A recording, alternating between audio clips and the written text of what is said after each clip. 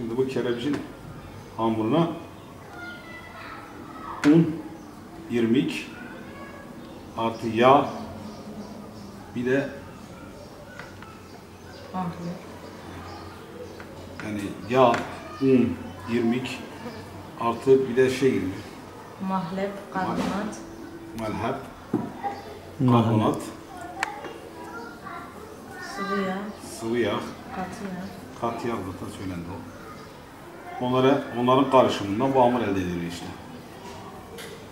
Ondan sonra bildiğimiz içli köfte gibi. İçli köfte gibi. İçine oyup içli köfteye normalde her türlü buna ceviz, fıstık, bu tür şeyler giriyor. İşte Mersin'e özgü bir tatlıdır.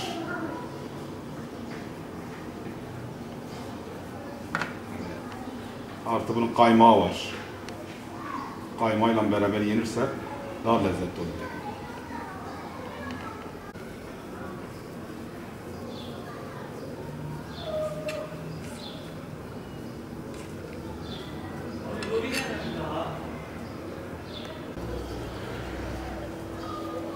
Normalde bizim Urfa'da yapmadıkları için hazırlayan usta olur.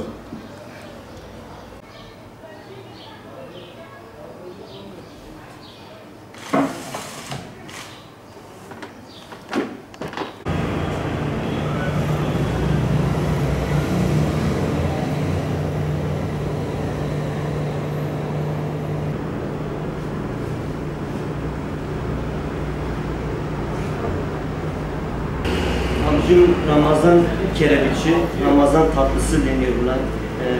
Ramazan ayına has bir tatlı. Sadece Ramazan ayında çıkar. Onun haricinde pek yerlerde satılmaz. Sadece belirli yerlerde bulunur. Bizim burada sadece Ramazan ayında çıkıyor. Şöyle fıstıklı kerebiç diyoruz. Şu fıstıklı olan fıstıklı çeşidimiz. Antep fıstıklı. Onun haricinde şöyle cevizli var. Cevizli kerebiç. El yapımı. Ondan sonra şu da köpüğü, kerebiç köpüğü diyoruz buna da. Bu da ağaç kökünden yapılıyor. Şüven kökü diyoruz buna da. Şüven kökü kaynatılıyor. Kaynatıldıktan sonra soğutuluyor. Soğutulduktan sonra çırpma makinesine konuluyor. Çırpma makinesinde iyicene çırpıldıktan sonra şöyle beyaz halini alıyor.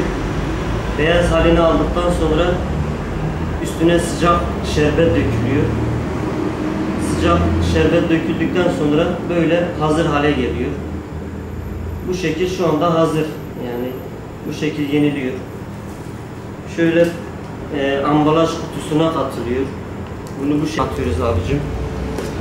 Bunun hazırlanışı bu şekil oluyor.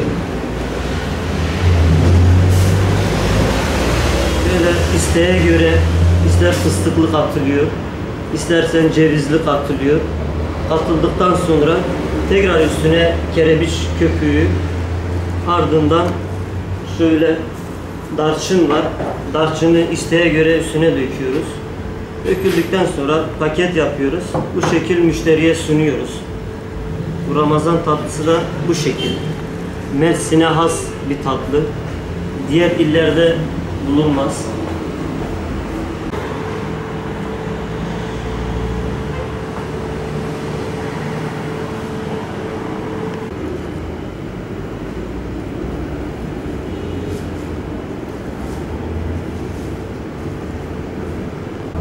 Fiyatlarına gelince de fiyatları fıstıklı bizde fiyatı 22 lira, cevizli ise 16.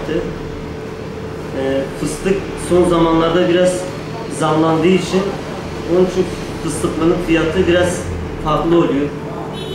Başka yerlerde fiyatı değişiyor. Mesela fıstıklı 30'a satanlar var, cevizli 25'e satanlar var. Semtlere göre fiyatları değişiyor bunların. Fiyatları da bu şekil. Fıstık fiyatları geçen seneye göre %115 arttı. Mesela geçen sene fıstığın kilosunu 40 milyona alıyorduk.